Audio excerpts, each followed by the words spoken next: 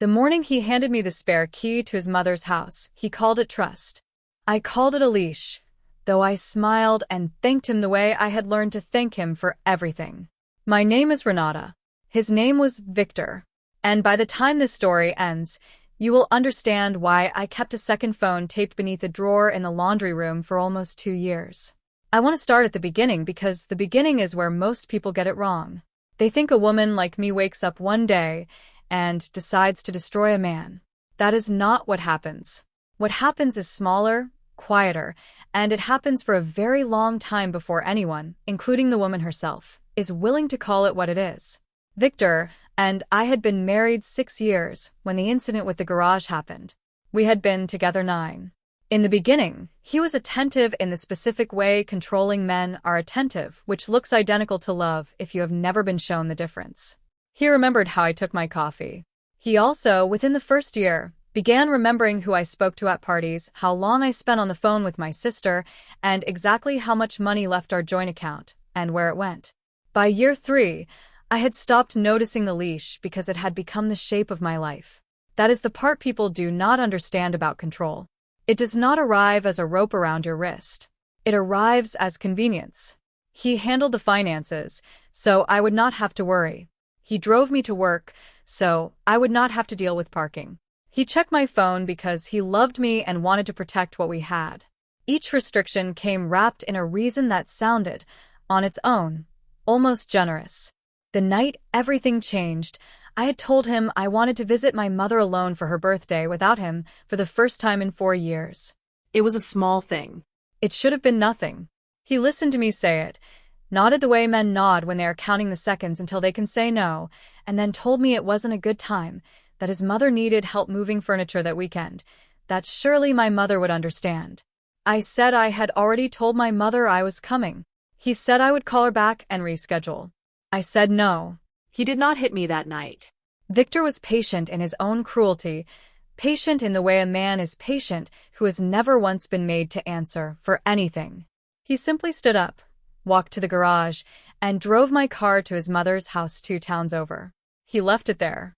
He told me later, calmly, over dinner, that I could have it back once I stopped being selfish about family. I sat at that table and ate a meal I do not remember tasting, and somewhere in the middle of that silence, something in me went very still and very cold and very clear. I did not scream. I did not cry, not that night.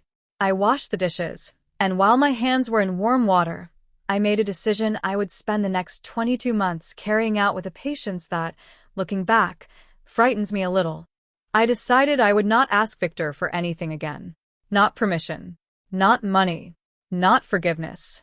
I decided that whatever life I built next, I would build it entirely without his knowledge, in the hours and corners he did not think to watch. The laundry room became my office. It was the one room in the house Victor never entered, because he considered it beneath him the way certain men consider entire categories of domestic labor beneath them. Behind the dryer, taped to the underside of a drawer that stuck when you pulled it, I kept a prepaid phone I had bought with cash at a pharmacy 40 minutes from our house, paying in exact change so there would be no card record, no receipt with my name. I used that phone only when Victor was at work, and only for 15 minutes at a time because I had read enough to know that patterns get noticed, even by inattentive men, especially by inattentive men who suddenly become attentive the moment they sense something is being kept from them. The first call I made on that phone was to my sister, Camila, who lived 4 hours away and who I had not been allowed to visit alone in longer than I wanted to admit out loud. I did not tell her everything at first. I told her I was thinking about some changes. She was quiet for a moment, and then she said the thing that stayed with me for the rest of that year. She said, "Renata, I have been waiting 2 years for you to say something like that." Over the following months, I built what I now think of as my second life, entirely underground, entirely invisible to the man sleeping beside me every night. I opened a bank account in a city 40 minutes away, using my maiden name and a post office box I paid for in cash. I began selling small things quietly, jewelry I had inherited from an aunt Victor did not know existed. a set of first edition books from my father's shelf that Victor had always dismissed as clutter, a coin collection I had kept in a shoebox since childhood that he had never once thought to ask about because he assumed everything of value in that house had come from him. Each sale went through a small consignment shop 2 counties over. Each payment went into the account with my maiden name. Over 14 months, I accumulated a little over $11,000, not enough to disappear into a new life, but enough, I understood even then, to survive the first 90 days of one. Victor worked at a company called Ashcombe Logistics, a regional freight and warehousing firm where he had climbed, over 11 years, to the position of Regional Operations Director. He was proud of that title in the specific way men are proud of titles that let them believe their control at work justifies their control at home. His direct supervisor, and the man he answered to above all others, was the company's founder, a man named Harold Denning, 68 years old, a man who had built Ashcombe from 3 trucks and a rented lot into a company with contracts across 4 states, and who talked, at every company function, about integrity being the only thing that mattered in business.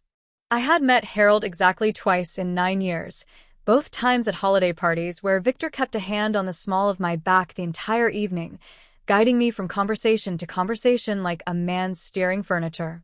Harold had been kind to me both times, in the distracted way older men are kind to the wives of employees they barely register as individual people. I remember him telling me once that Victor was the most reliable man on his team, someone he trusted with things he wouldn't trust to anyone else. I remember smiling and saying nothing because at the time I had no reason to think that trust was misplaced. That changed on a Tuesday in March, 11 months into my quiet preparation, when Victor left his work laptop open on the kitchen counter while he showered, something he almost never did. I was not looking for anything. I want to be honest about that. I had stopped looking for reasons to leave Victor a long time ago. I had simply started building the means to leave regardless of whether a reason ever arrived. But the laptop was open, and a folder on the desktop caught my eye only because of its name. It was labeled Q3 Adjustments, Personal, which struck me as an odd thing for a regional operations director to keep on a company machine. Inside were spreadsheets tracking shipments that, according to the manifests, had been delivered in full, but according to a second column labeled in a private shorthand only Victor would understand, had actually been partially rerouted to a private buyer paying cash, with the difference recorded as shrinkage or damage in transit in the official company records. There were emails, too, between Victor and a man named Duval Osei, who ran an independent trucking outfit that did not appear anywhere in Ashcombe's approved vendor list. The numbers, once I understood what I was looking at, were not small. Over 4 years, the discrepancies added up to what I estimated, even with my limited understanding of logistics accounting, to be somewhere close to $400,000 in diverted inventory. I did not touch the laptop. I did not copy anything that night.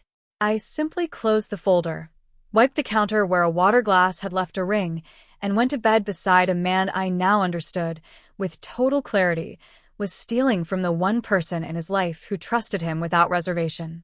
For the next 6 weeks, I did something that required more patience than anything I had done before. I waited for opportunities, brief windows when Victor left a device unlocked, and I used my prepaid phone to photograph what I found, page by page, careful never to take so many photos in one sitting that the pattern of his laptop's browser history or recent files would show obvious signs of tampering. I sent nothing anywhere yet. I simply gathered, the way you gather firewood before a winter you know is coming whether you are ready or not. During this same period, Victor's control over me tightened rather than loosened, which I have since learned is common in men like him. He started asking to see my phone at the end of each day, a habit he had abandoned years earlier and now revived without explanation. I kept my real phone entirely clean, a boring record of grocery lists and messages to my mother about the weather, while the prepaid phone stayed hidden behind the dryer, charged only in short bursts, always returned to its hiding place before Victor came home. The night I finally understood the scale of what I was dealing with, I was not looking through Victor's laptop. I was looking through a box in the garage that Victor had asked me to sort for donation, old files from what he called the early years of the business, meaning years before Ashcombe existed at all, when Victor had briefly run his own small trucking operation that had failed within 18 months. Inside that box, Beneath old tax documents was a folder of correspondence between Victor and Duval Ose dated years before Victor ever started at Ashcombe.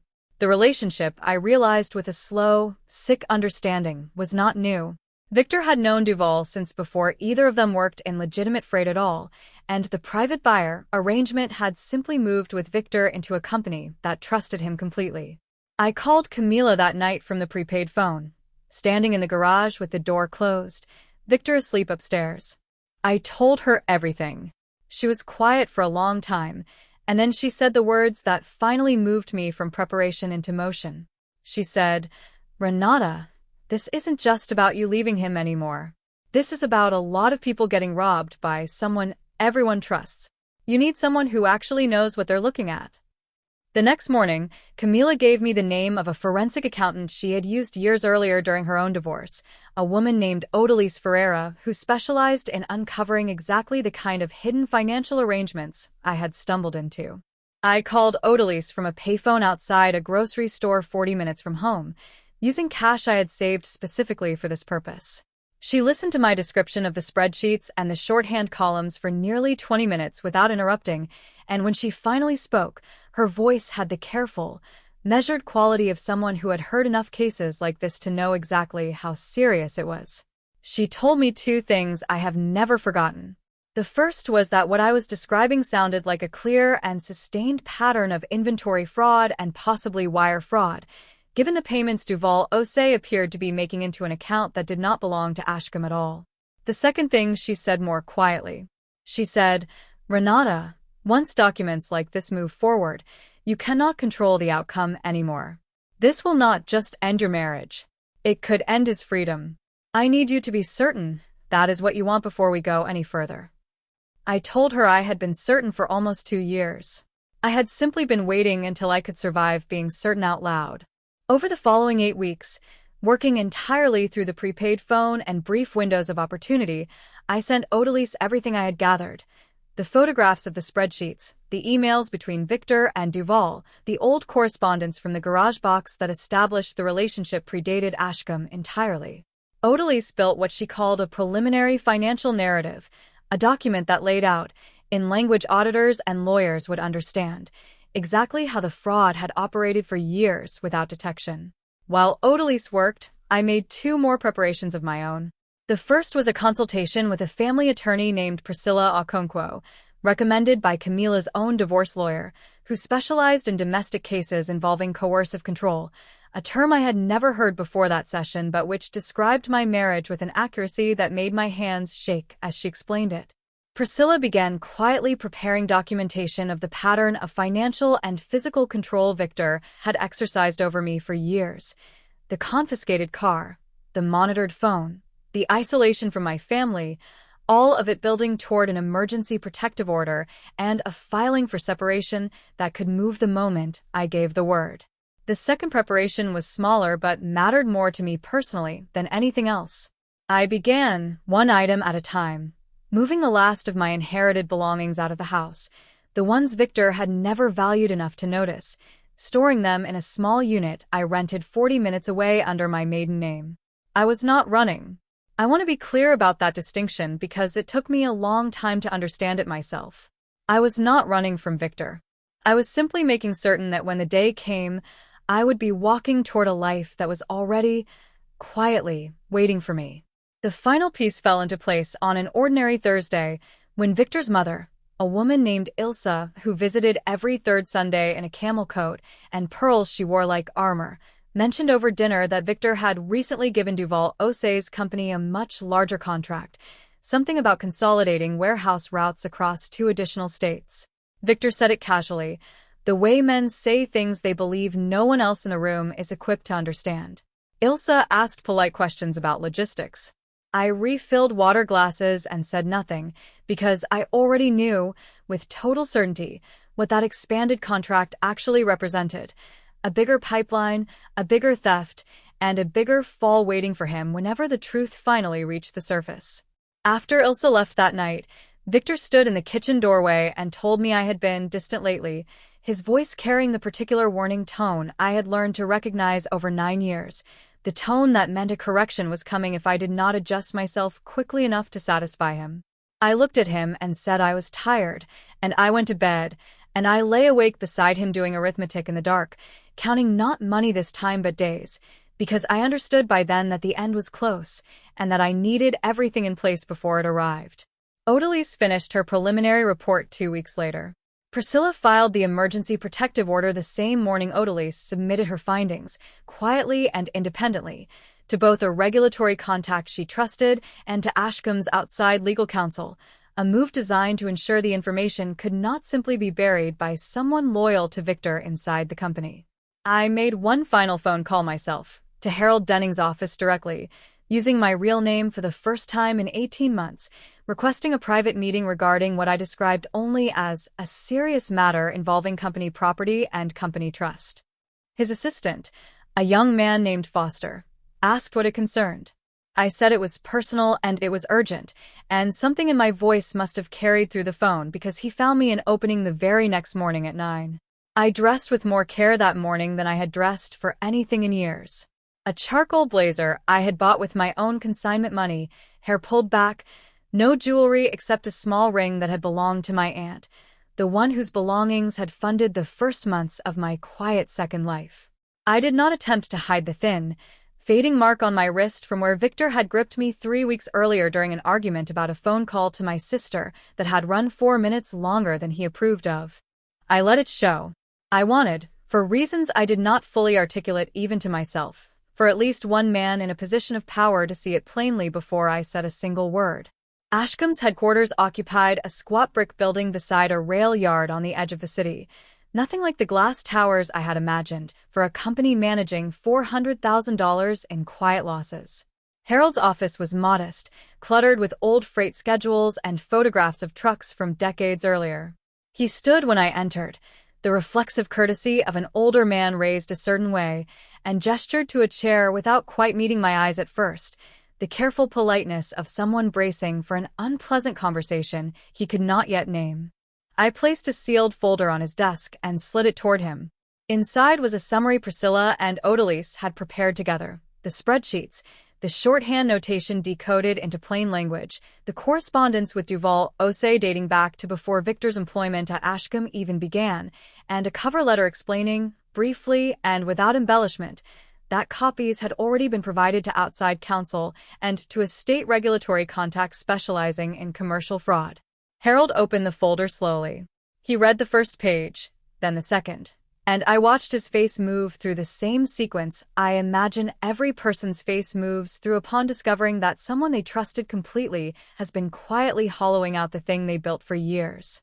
Confusion first, then a terrible, dawning comprehension. He looked up at me once, halfway through the second page, and something in his expression asked a question he did not have the words for yet. I did not look away. I simply let him keep reading. When he finished, he closed the folder with both hands carefully, the way you set down something you already understand is broken beyond simple repair. He was quiet for a long moment.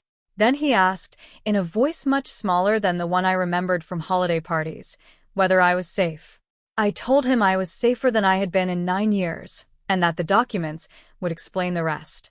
I stood, thanked him for his time, and told him that a certified copy had already been delivered to his outside counsel that morning, timed to arrive within the hour, so that no single person inside the company would have the opportunity to make the problem quietly disappear before it could be properly examined.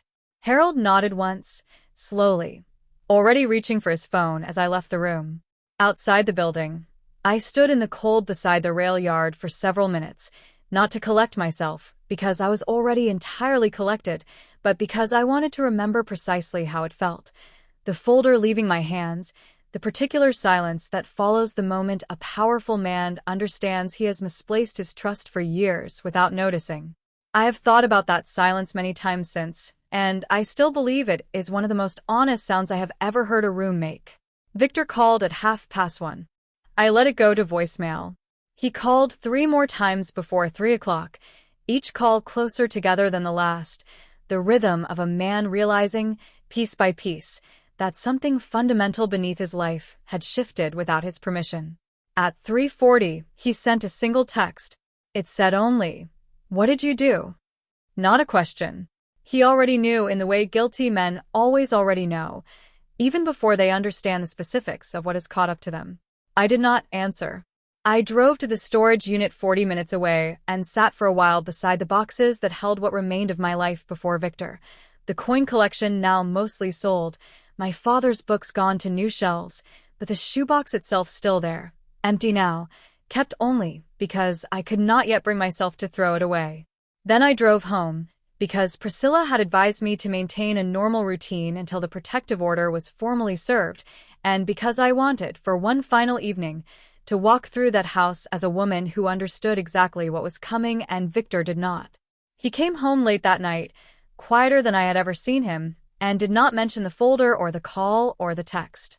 He asked, instead, whether I wanted to order dinner, his voice pitched into the careful, ingratiating tone he used whenever he sensed, on some instinctive level, that his control over a situation was slipping and needed to be recaptured through gentleness rather than force. I said I had already eaten. I went to bed early. He did not follow.